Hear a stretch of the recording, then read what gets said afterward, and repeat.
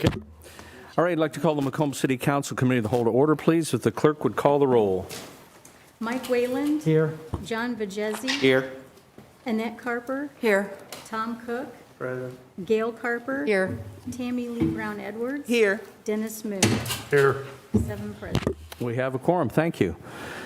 First item on the agenda is public comments, and citizens wishing to address the City Council will be limited to 3 minutes, and we ask you to be brief and concise in making your remarks tonight. So, Madam Clerk, I think we have some written comments. Is that correct? All righty, please go ahead.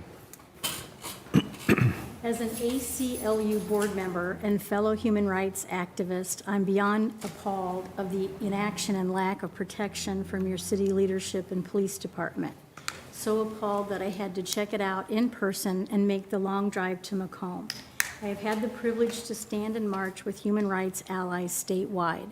Macomb was the very first time I attended an event that didn't have police protection on site. You have people in leadership and authority who seem to not care about protecting peaceful protesters. The linkage of past and present police into city leadership roles is a huge conflict of interest, Mayor Inman. The police are supposed to protect and serve, yet your department seems to be lackadaisical when it comes to that. Surely you see the racism within your community. If you blatantly disregard it, it shows you're complicit. Members of your community getting in people's faces with threats of violence, racial slurs, and threats thrown from citizens passing by as young children of color are present, and you sit on the sidelines and ever so slowly react after a situation transpired. I don't know where your small city stands financially, but if you aren't looking for a large lawsuit to come from your negligence when something violent transpires, you need to check yourselves. Sincerely, Kristen Meyercord, ACLU Chapter, Peoria. Cairo Scott, dear elected officials of Macomb, as a graduate student that has lived and worked within Macomb and WIU communities, I find it distressing that the Macomb Police Department has continuously refused to police the bad actors of our community. The community of Macomb is left in wonder as to the reason that it required the intervention of the State Terrorism Task Force when prior numerous reports filed with the MPD were found to lack the evidence for action.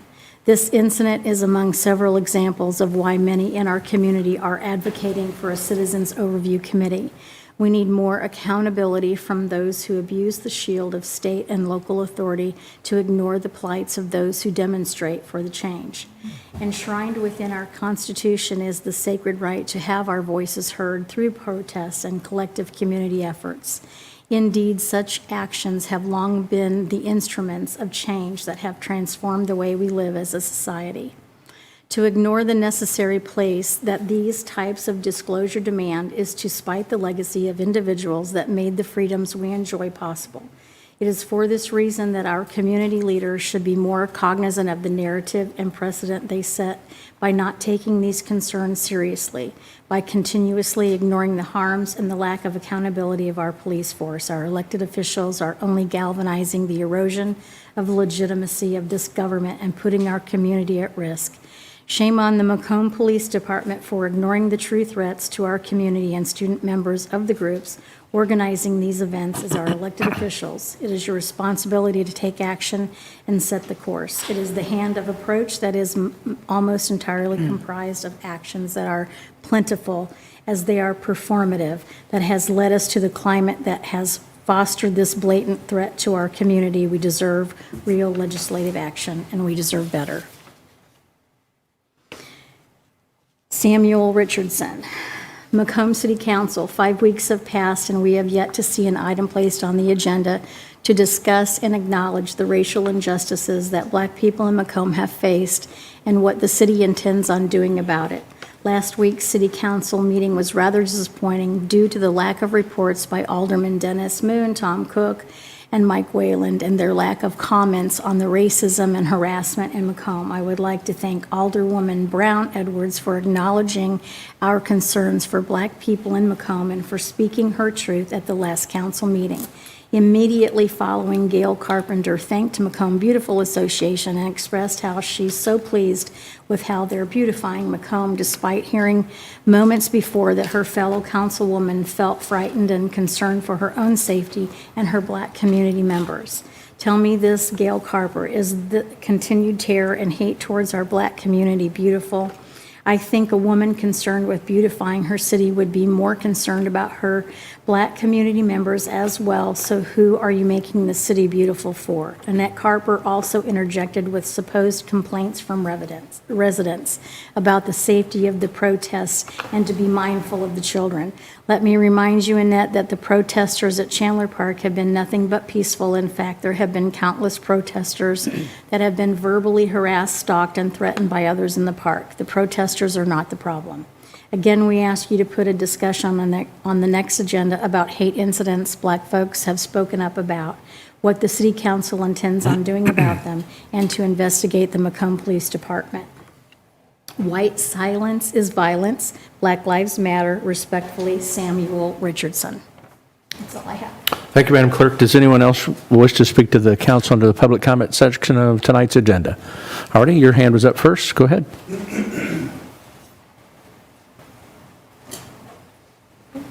Hi, everybody. So I just wanted to speak on behalf of the protesters because there's some concerning comments that were made at the city council meeting last week. So there was a council member that had brought up concerns for the children's safety in regards to what was happening with the protesters. So I just wanted to make it clear that that's a mutual concern, that children are safe. That's why we're protesting, because as it stands, not all children are safe in this community or in the country. Marginalized children are at great risk, and that's what we're trying to accomplish with the protest, is standing up and changing that.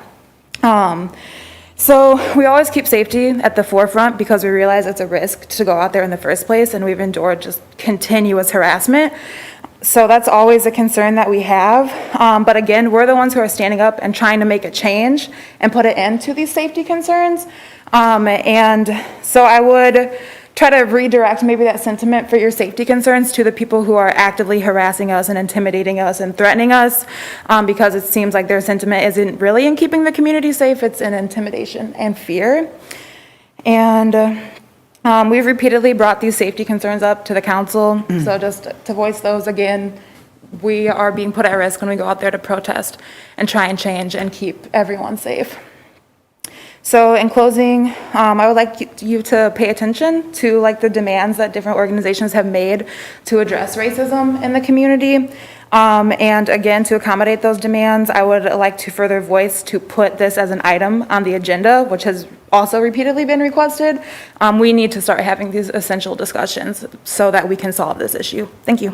Can I have your name, please? I'm sorry, for the record. Yeah, Maya. Maya? Mm-hmm. Thank you. And who else?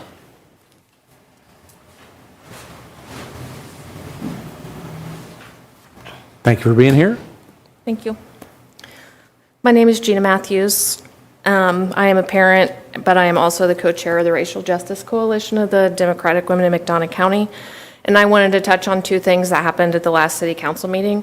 I have not been able to be out because I do have a family member who is very medically fragile, so I haven't been able to go to the protests, and I have started going to the protests now. So I hadn't seen everything that happens at them. The second protest that I attended, I was standing between Tammy Lee and two reporters from WIU, and at that protest, which there has been no trouble at any protest with any of the protesters. Everything that has not been peaceful has come from people that are not at the protest. We had a truck that totally stopped in the road and burned the rubber on his tires at the protest, at the reporters, then blew all his exhaust smoke so that they were enveloped in black smoke. That is something that Tammy Lee was subjected to, that she talked about last week, that she didn't say exactly what happened. The same gray Impala drove by 3 times yelling racial slurs at, not me obviously, but the black protesters that were there. There were so many middle fingers that I can't even count. We get called terrorists more times than we can count. That's what's not peaceful about these protests, Annette.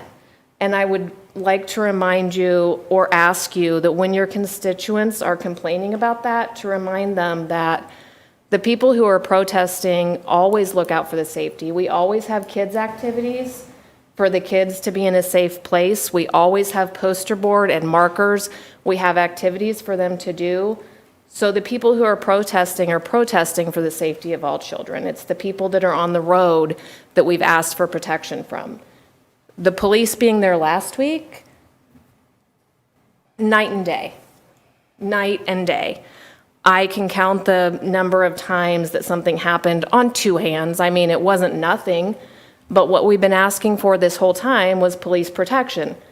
We finally got that for one night, and you could tell the difference massively. So those are the people who aren't peaceful. And as the parent of Black children, to hear Tammy Lee speak last week, and for not one of you, not one single one of you, to offer her one word of support or encouragement is disgusting and appalling. If you want to know why your Black community members are not talking to you, that is why they are not talking to you. A simple, I'm sorry, we hear you. I don't care what you guys do behind closed doors. None of us heard that. You need to support her. That is all. Thank you. Thank you, Ms. Matthews. Sir, I think you want her to go first? Okay, thank you. Ms. McMeekin?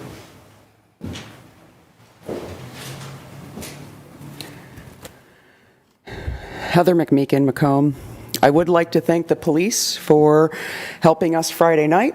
It went much better. We didn't have to spend a whole bunch of free time helping collect evidence and being on the phone and trying to attend to our members' mental health like we normally do for days afterward after being abused by the people of this community over and over again. I'm just curious why we were told for weeks that nothing could be done different. But Friday, something very different happened, and we got the help that we got. But it was a week after several of us had to put ourselves in harm's way to finally get this guy who has been a menace, not just to us, but to anyone in that park since June, and it's September. So if I have to do that, I deserve at least a thank you from the city instead of just contempt. And going on to businesses, we've been nice about businesses. To the Macomb businesses, this is your warning from us. We didn't put everything online that your drivers are doing in your company trucks. That ends. They are going to be put on blast. If they're being abusive and yelling white power and race traitor and F you and flipping us off, we're going to make sure you all see it from now on. So talk to your businesses, because a lot of them are your vendors doing it too for this city. And we have had people try to talk to them, but it hasn't stopped, so now we're just putting them on blast.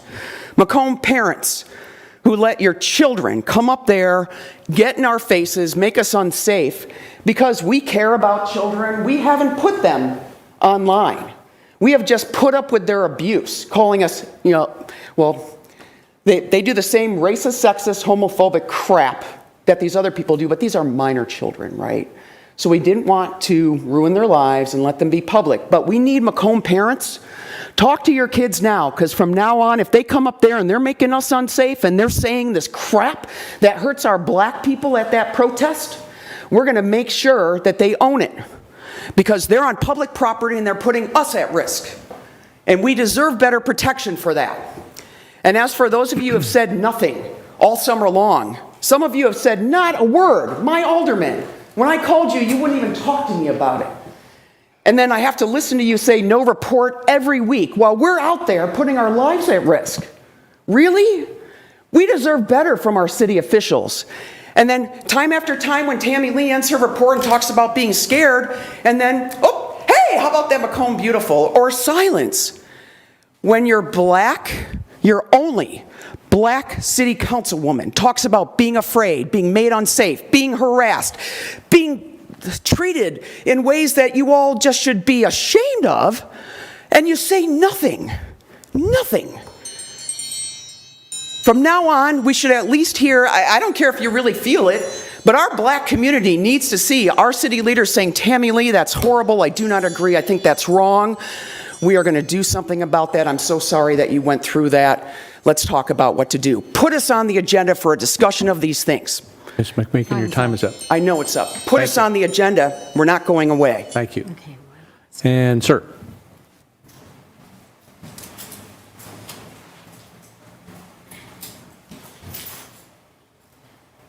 Marshall. All right, so I wanted to follow up on some comments I made about the anti-homeless problem or the homelessness issue in Macomb. As per Mayor Inman's suggestion, I did talk to Dennis Danowski, if I pronounce his name right. And what I've come to understand is that there is not a standardization. There's no standardization between how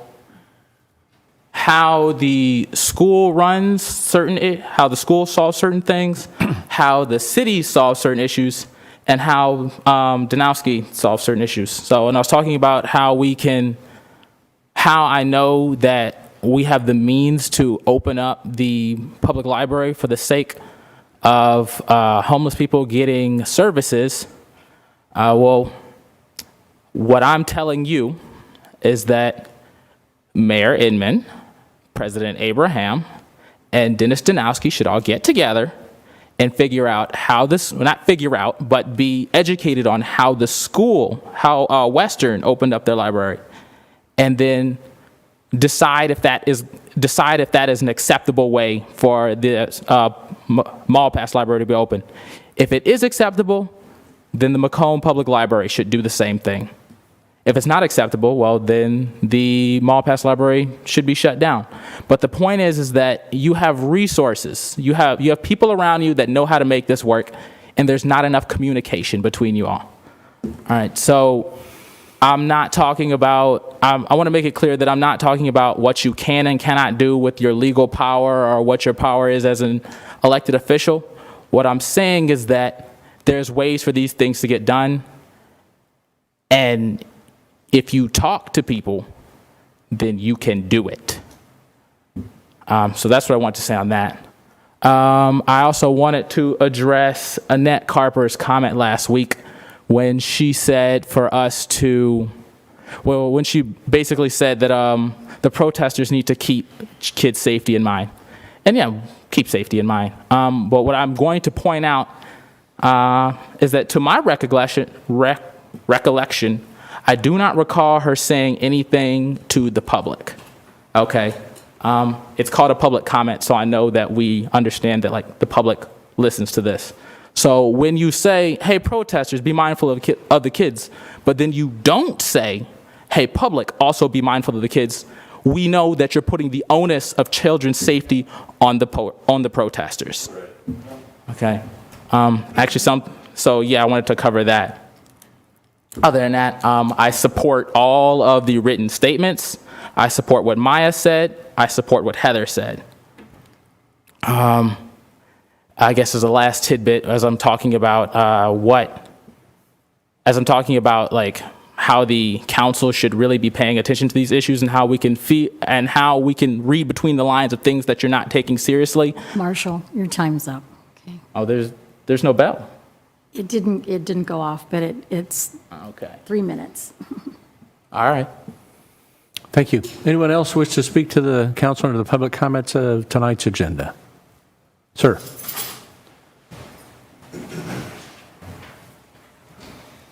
My name is Chris. I'm going to make these remarks with whatever respect is due, such as it is. I don't know what level of contrition the forum here requires based on its fragility. A few weeks ago, I participated in a protest. It was the pro-police rally. There were a few points that I sort of noticed when I was there just as an observer. First of all, the pro-police, ostensibly local departments rally participants were seemingly ubiquitously monochromatically white. And this is a readily apparent reality to our community of color, particularly children and young folks of color. Number two, on a more serious note, those in positions of law enforcement and related power in this community have a critical duty to engage and constructively confabulate with all of their constituents, not exclusively those that are ostensibly enamored with or by them. As I observed the ham-fisted hobnobbing, social distancing and mask wearing be damned evidently, I couldn't help but feel an even more exacerbated sense of profound disappointment in the deafening silence exhibited and demonstrated by our elected and appointed officials and officers. During the approximately 2 hours I was present and participatory, neither the mayor, nor the chief of police, nor the sheriff, nor any other taxpayer-funded officer even waved, much less approached in an attempt to bridge the ever-growing and fractious gap in dialogue between the ensconced establishment and our marginalized community members. Again, this arguable inaction is insidiously deliberate action. Thank you. Anyone else under the public comment section? All righty, hearing no other comments, we'll move on to item number 1, discussion on the Masonic Temple downtown renovation grant application to place the 4 lower level windows on the south side, to replace the 4 lower level windows on the south side of the building located at 133 South Randolph Street. There's a memorandum in your packet from the Downtown Development Director. Ms. Terry, could you go over that for us, please? Yes, absolutely, Mr. Mayor. Last week we met with, or 2 weeks ago, we met with the Community Development Committee and had this on the agenda. The Masonic Lodge 17 AF and AM has submitted the application for the Masonic Temple located at 133 South Randolph Street. The grant application meets the general requirements of the grant program. The Masonic Temple wishes to replace 4 of the lower level windows on the south side of the building. They were granted the certificate of appropriateness on September 15th through the Community Development Office per the ordinance to replace the existing windows on the south side. The applicant is seeking the maximum amount of the grant, which is lesser or either 2/3 of the total project cost or $20,000. The lowest bid of the required 2 beds attached is from Cook's Glass and Mirror and totals $4,236.12. 2/3 of the total project cost would equal $2,824.08. Pending the City Council approval. If the grant application is approved, this amount would be reimbursed to the Masonic Temple upon project completion. These 4 windows would complete all 3 sides of the Masonic Temple and would match everything that they have done on those 3 sides. So I have the application attached, and then also if this was approved, we would still have $4,175.25 for this fiscal year. And the 2 bids are in the packet for you, and then pictures of the south side of the Masonic building. Okay, thank you, Kristen. Any questions for Kristen regarding this project? Alderman Carper. And this particular application was a result of not using the funds in the normal frame of time, is that correct? Absolutely. So after the initial time from December to March, then it's first come, first serve after we are granted in that time period. And could you let everybody know when that application process starts the next time again? Yes, so the next application process will start December 1st, and it goes to March 1st for the next fiscal year, which is 21-22. Thank you. Thank you. Anyone else? Alderman Moon. I would move to put this on the consent agenda. Second. So moved and seconded to place this item on the consent agenda for the first meeting in October. Any discussion? Hearing none, all in favor say aye. Aye. Opposed, same sign. Motion carried. Thank you. We'll place that on the consent agenda. Item number 2, this presentation by city staff on community equity issues. Mr. Coker has a guest here with us this evening. We have a couple of things we'd like to discuss and present to you that we've been working on. So, Scott, and I'll let you introduce your your colleague partner. Sure. Okay? So this is Sarah Schoper Salazar. So we're going to talk about a one human family. So back in the fall, last fall in 2019, Sarah had several racial justice workshops that she presented. And out of that came an effort, her idea, I'll say, to bring a one human family group here to Macomb. So One Human Family is a group in the Quad Cities that works on racial justice and social justice and equity issues. So it was her idea to bring this grassroots effort here to Macomb. We had an organizational meeting in January at the church. A lot of folks attended that. Reverend Rich Hendricks and Rabbi Henry Karp presented from the Quad Cities. And we started talking about how this moves forward. In February, we met with the Moving Community Forward group, which is the president of the university, the mayor, chief of police, sheriff, and Sarah presented the One Human Family to that group with very positive results. And the plan was to start organizing in March, which that's about when the pandemic started, so everything got on hold. So just a couple of weeks ago, we had another organizational meeting to get this moving forward with a One Human Family Macomb chapter. So that's where we're starting now, and just kind of give you an update on what's been going on. So the Quad Cities group has a hate incident reporting process. I don't know, Sarah, if you want to talk about that a little bit. Yeah. So the purpose of One Human Family Quad Cities organization is to uphold the dignity of all community members.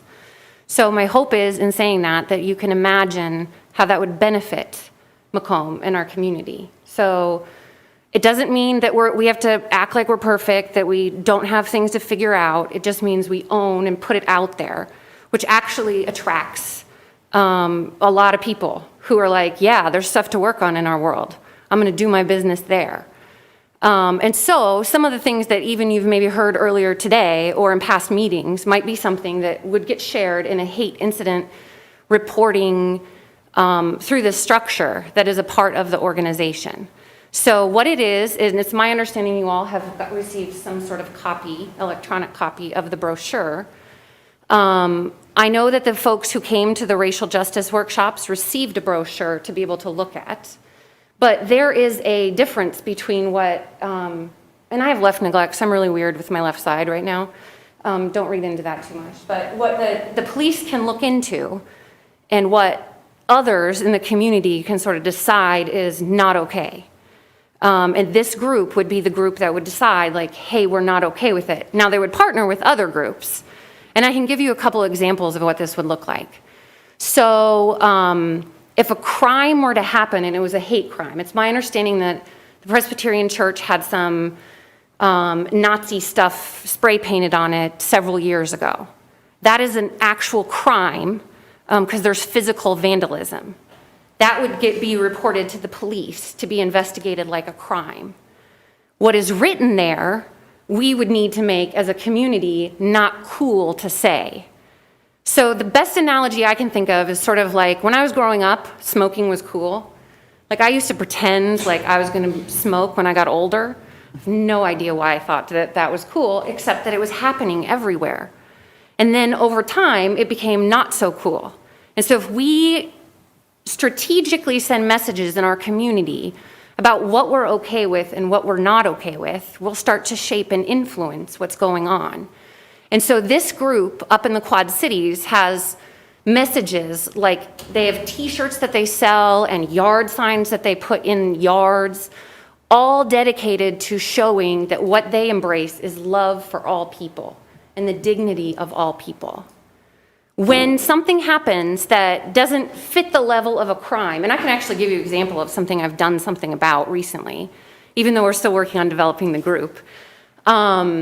So there is a vehicle that has anti-Semitic messages on it in Macomb. And I have done my darndest to try to figure out what to do about it, besides try to find out where this person lives and sneak up and spray water, because that's what I really want to do. And so what I did do was I filled out the online reporting process because I said, hey, you should know about this. but I knew that it's not a crime. There's free speech, and free speech works all sorts of different directions. And unfortunately, it doesn't work if Sarah approves of it, then it should be allowed. And so the other thing that I did that this reporting process does is it reports it to the Southern Poverty Law Center. So I went online and I filed a report there. The Southern Poverty Law Center is an organization devoted to addressing hate. And so one of the things that's on our list of possible activities we might do as a group is to invite someone from the Southern Poverty Law Center to come and speak to the community, to talk to us a little bit about who they are and what they are.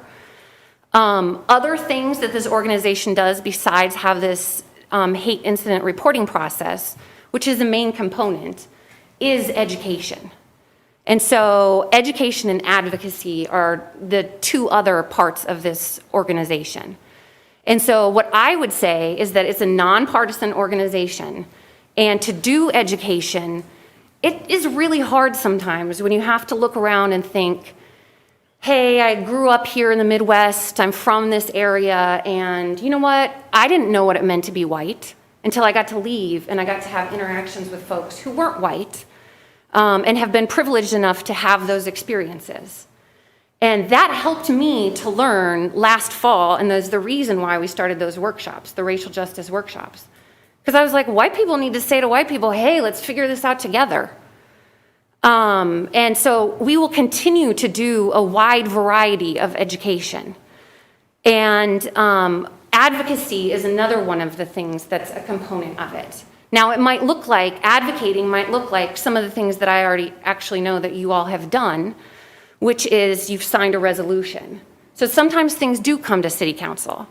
Sometimes they don't come to city council. Sometimes what they involve is going and meeting with community people. Say it's a business on the square. Those of us from this organization might walk into that business and say, hey, someone shared with us that this was their experience in your store, and we thought you might want to know about it. And that person might then involve themselves in a dialogue so that they can learn from what that is. It is not about shaming. So that is one thing I want to make very clear, because shaming actually doesn't help anyone learn anything. All they learn is how to stay away. And so this is what One Human Family Macomb would be about.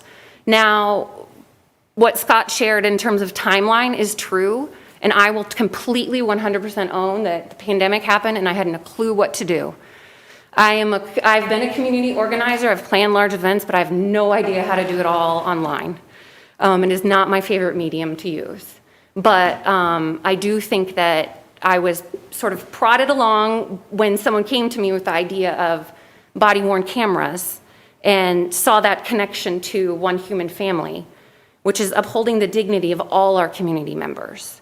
And that is exactly what those body-worn cameras would do.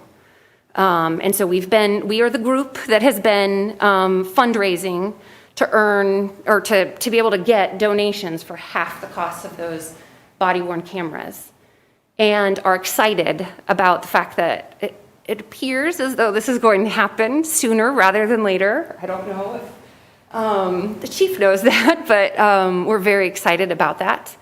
And a lot of research went into making a decision that that would be what is done. It's not just Sarah's choice or Scott's choice or any of us that are involved in the group. And it would be open to anyone in the community who wants to be a part of the organization. I feel like I wasn't very direct. I don't know. Good. I had things written down. I don't know if any of that made Good. sense. You did I'm happy good. to answer questions if there's questions. Sarah, thank you. Any questions? Alderman Carper. Is One Human Family a national organization? It is not. And if you look it up, you need to look up One Human Family Quad Cities. Okay. Because if you just look up the other one, you're going to find an art center down in Florida. Haven't a clue, it's just a good name. But One Human Family Quad Cities is what they have as a nonprofit, and they have that registered, and they are willing to incorporate us underneath that. So if you get a Macomb chapter going, actually, it sounds like you've already started a Macomb chapter, We're working on the governing documents right now. and then that will be affiliated with the one in the Quad Cities? Yes. And then they're affiliated with the Southern Poverty Law Center? No, they have a relationship in which they have developed to be able to report things to them. So their Rabbi Henry, his synagogue had received a bomb threat. This is what led to the whole creation of the organization. And that got reported to the FBI and all sorts of people. And then that led Rabbi Henry and Rich Hendricks, the other pastor, as well as someone from the Presbyterian faith, to reach out to the Southern Poverty Law Center to say, hey, this is a hate crime. And then they've developed a relationship. And so they're willing to help us to do that. So the system for reporting hate incidents, and I'm differentiating that from hate crimes. Yes, yes. Has already been set up? Yes. Okay. It is. Then You if can you have go. a chapter of Macomb chapter could be included in that? Yes, and you can go online right now to One Human Family Quad Cities, and you can see their reporting form, for lack of a better way of saying it. Okay. The one thing I haven't found out clarity on yet is that both Rich Hendricks and Rabbi Henry are clergy, and so confidentiality in the law applies to them differently than it would say me or someone else. But I'm also very comfortable with, if we need to find a clergy member or a group of clergy in town, reaching out and saying, hey, would you be the person that would be willing to check this? It's just set up almost like a Google form where you type in the information, and then the way I've understood it from Rich and Rabbi Henry is that they read over it and they contact the person and they ask that person, what do you want to have done? So it's very similar to the WIRC sexual assault, domestic violence phone, where you give back and empower the person who had the experience and ask them what they want. And then the members of your chapter would actually facilitate, like a restorative justice type of? If that's what the person wanted. If they wanted to sit down with the business owner, for example, and have a conversation, then we would work towards that. Maybe what they just want is someone to know and someone to say, I hear you, and I'm sorry that that's your experience in Macomb. Maybe they just want a letter in the paper, or, I can think of a lot of different things. And they might not know when they say something. And so it would be our job, or whoever responds to that, to let them know of some options that are available. So they aren't, it sounds like this group isn't restricted by any particular set of state statutes or rules like, a city government would be. Is that accurate? That's correct, yeah. But it's addressing the things that are considered to be microaggressions that fall in the cracks, in the gap between breaking a law and free speech. Like, you can do a gazillion microaggressions, and if you're the person experiencing them, it feels like there's a crime here. This is a problem, but there's no structure to set up. So this group could address things that a government entity actually is not allowed to address? Okay, thank you. I appreciate you answering all those, because I wanted to make sure I understood what the group was. Yeah, like we could say it's important for us to make sure that all of our community members are aware that it is not okay to use the N-word in the park. I bring up that example because that actually was something someone shared at one of the racial justice workshops that happened to them when they first moved here. And if this person had brought it to the police, there's little that could be done. Who was this person? But if it was shared with us, we could take it to the Parks Board and say, do you realize this is happening? There's a lot of ideas. We could put something in the paper. We could put signs in the park that say, here, you're responsible for your behavior. Here's the things that we are okay with. Trying to make it more encouraging for, here's what we stand for, instead of just about, and in doing that, we're addressing, here's what we stand against. But we're not just talking about, don't use this, don't use that. It's more show kindness, show love, stand up for each other kind of messages, if that makes sense. Yes, great, thank you. I sound hippie-ish, I know. No, it doesn't sound hippie-ish to me. Thank you. Anyone else? Alderman Brown Edwards. I appreciate your work. Thank you for speaking to us. I met the rabbi in the Quad Cities at a protest, and I was elated to find out that he was later going to come to Macomb, and I was at that event as well. And I have signs in my yard, and I have signs in my office that he provided to me. So I appreciate this coming to fruition. I know you've been working on this, and COVID kind of put a little speed bump in your progress. So thank you for continuing the work, and I'm excited. And where do I sign up? I appreciate it. Thank you. Awesome. Here's the other thing I can tell you. I'm going to get it wrong. We're going to get it wrong, and we're going to need people to help us out. So I can tell you the things that are sent messages to me about that are unwelcoming, but I can't tell you all the messages that might be sent to Tammy Lee, for example, because there's some differences between us visually when you look at us. And it's important that when we mess it up, that our organization will own it and learn from it. And that might mean publicly saying, hey, we should have said something. We should have done something. On that note, one of the things that I really want to say, because again, I told you about how there's been this incident with a vehicle, I'm going to put out there that me, Sarah, a resident of Macomb, believes that Macomb welcomes people of all faiths. And so you can have whatever you want written on your car, but interactions is what matters, and I really believe that our community can do a good job of making sure that people of all faiths are welcomed. I have neighbors personally who are Jewish, so there's some personal investment in this. And also I don't think it's cool when someone has sent the message of, you don't belong here. I don't know how else to phrase it. It's just not okay. So I wrote down, say all people of all faiths are welcome here. So now I've done that. Thank you. Anyone else? All right, Sarah, thank you so much for being here, and we look forward to One Human Family becoming a fixture in our community. And I was at the organizational meeting last fall, too, and was quite impressed with both of the gentlemen from the Quad Cities and their willingness to share with us what the fruits of their labor had been over the years and the hopes of making Macomb a better place. So thank you. Go ahead, Scott. I was just going to talk a little bit more. Sarah mentioned the body cameras, that there's a group of 4 that have worked very hard on that. Sarah, Sue Marshall, Cara Erud, and Vanessa Houston.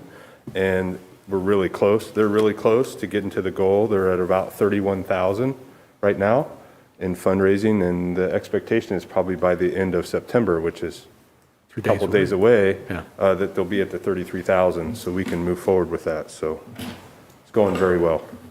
Okay. Any questions for Scott or Sarah about the body-worn camera fundraising event? Alderman Carper. Just refresh us again how that's going to work financially Sure. in connection with the city. Yep, Scott? So the estimated cost total is around $66,000 to purchase the cameras, the software, all the hardware, servers to run it, training, everything. So the fundraising is going to bring about half of that to the city. The other half is going to come from the chief's budget to fully fund the camera, that purchase. And the goal right now is we're looking around the first of the year to be in motion with those. And that amount will allow us to have every officer on duty with a camera Yes, that's correct. at all times? Mm-hmm. Okay. Yep. And then there's some ongoing costs that the city will be taking care of for as long as the equipment is in use. But very grateful for this opportunity at the grassroots level to have buy-in from so many people in helping support this program. So this is a completely separate computer setup. Am I understanding that correctly? That would need separate maintenance? He's the IT guy. Okay, that's true. Sorry, I forgot. I keep looking at you and it's him. Yeah. So from my understanding, and the chief is here to answer more detailed questions, but this will be the same system as the in-car cameras, Panasonic. Okay. So it'll be partnering with what we already have. But yes, it'll be adding servers and space because you're now we'll be recording a lot of video. So a lot of storage and things, yes. Okay, great. Okay. Thank you. Alderman Brown Edwards. I think this question may be for Ms. Sarah. Could you tell me if you came up with a lot of money really fast? So can you tell me, was it a lot of contributions or were there a lot of big contributions? And give us more information on where people can contact Yes. you and how they can Yes. contribute. I would say that probably it's about like half and half in terms of organizations versus people. Maybe more like 60% of people gave money, and then 40% came from businesses. For example, there was a State Farm agent, Alan Thompson, who donated $500 and wanted it to be matching.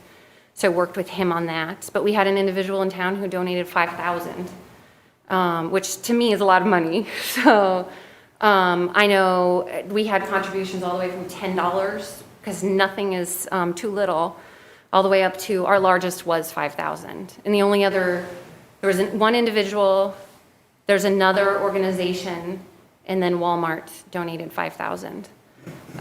So we did come up with it really fast. The funny thing is that I actually told the group that I thought we could do it faster than what we did.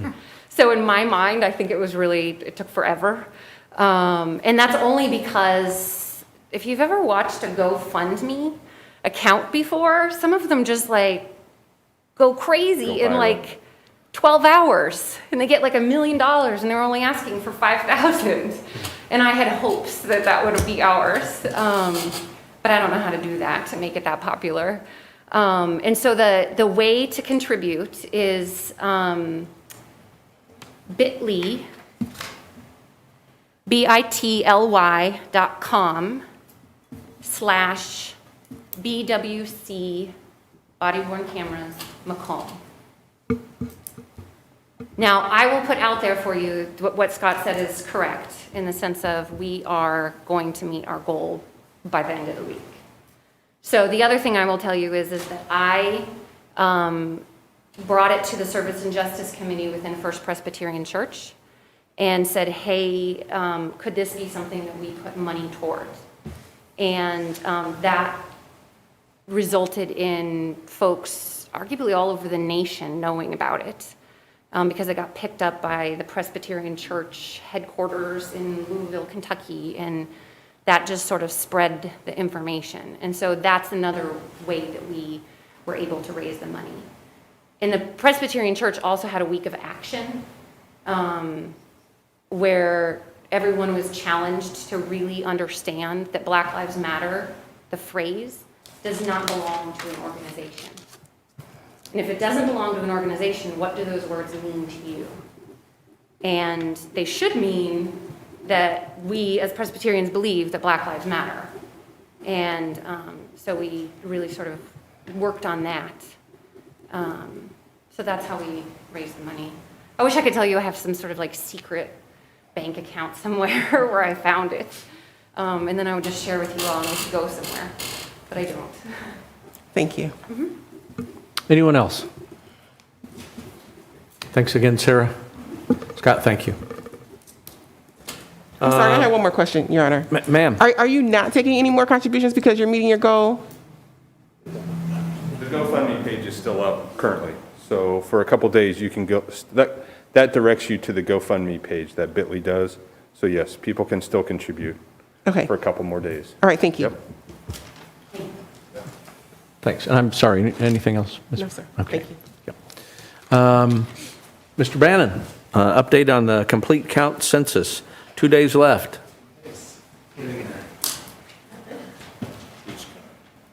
Thank you, Mayor. Just want to give a thank you. We had a great restaurant census event last week. I'd like to thank the White House, Chubby's, Magnolia's, Sports Corner, Chick's, the Old Dairy, and Sullivan Taylor for participating. About $11,800 were dispersed. Mobile questionnaire assistance from the Census Bureau was there. Probably got about 15 to 20 people counted, significantly more if we account for households.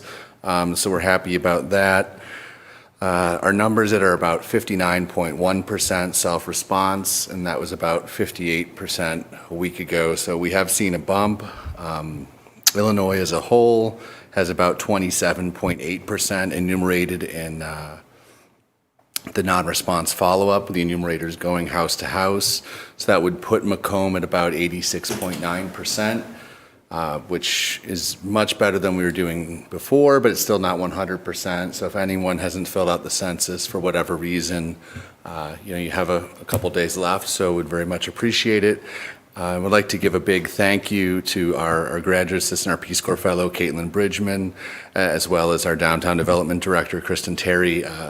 The restaurant event would not have gone off nearly as seamlessly or at all without their help. So I'd like to give them thanks. And if you have any questions, I'm happy to answer them. There is an ongoing court case that would possibly extend certain things, but we're seeing. Alderman Moon. The percentage, is that the percentage of households in the city, or is that Households. in relationship to what, 10 years ago, or what? So the percentage would be of households counted, and that would be what the U.S. Census Bureau estimates that Macomb currently has, and that's, I think, based on overall population of about 17,450 something. That's what they believe we have in 2019. How does all the vacant houses we have figure into that as far as? So obviously there was the decennial census, and in Macomb's case, there was a special census in 2013 that resulted in the 21,500 population. The Census Bureau conducts an American Community Survey annually, and those are a small sample size that they then statistically extrapolate to the larger population, and so they create an estimated population for a community based on those continuing American Community Survey numbers. But they're extrapolated, they're not literally counting everyone. So they're probably catching some of those vacancies, and that's why it's moving in a downward direction from 21 to 17. Hopefully that's accurate. It may be lagging. They may be a year or two behind, and so it may be slightly lower. Okay, thank you. Good explanation, John. Seriously, that was good. Anyone else for John? Just a couple of quick notes, John, while you're there. I want to thank Kristen for her hard work in getting that you put it together very quickly. And then I want to thank both those food truck vendors and our restaurants that stepped up and said, yeah, we'll work with you on that. And I know that it was short notice and that they had to do some scrambling. And the event, although I did not participate, heard nothing but a lot of people did. So on Thursday. So just to give the council an idea of, and John, help me if I'm off here. We had about 100 additional folks that we thought we captured from the food truck vendors, and then you're saying maybe 25 or 30 or so. Probably at least 30. Okay, so I did some quick figuring here. So we get around somewhere between $130 and $140 per capita in shared federal and state revenue for our efforts here in the city. And I just took that number and said 140. And I took John's number of between 125 and 150 people that were captured by these two events and came up with 130 average. So that's somewhere between 17,500 and 21,500 additional revenue per year just from this event for the next 10 years. So we're talking $175,000 to $210,000 that we were able to generate by offering these two events through the financial support of the General Assembly through the Department of Human Services and a grant. So I think that was money well spent. Mm-hmm. And so, again, my appreciation for your efforts in getting that all put together, and you too, John. So, all righty. Thanks very much. Thank you. All right, I don't believe there's any other business to come before you this evening. Council would entertain a motion to adjourn. Motion to adjourn. Second. It's been moved and seconded to adjourn. Any discussion? Hearing none, all in favor say aye. Aye. Opposed, same sign. Motion carried, and we'll be retiring to the community room for an opportunity to meet with folks on an informal basis. Thank you. Meeting adjourned.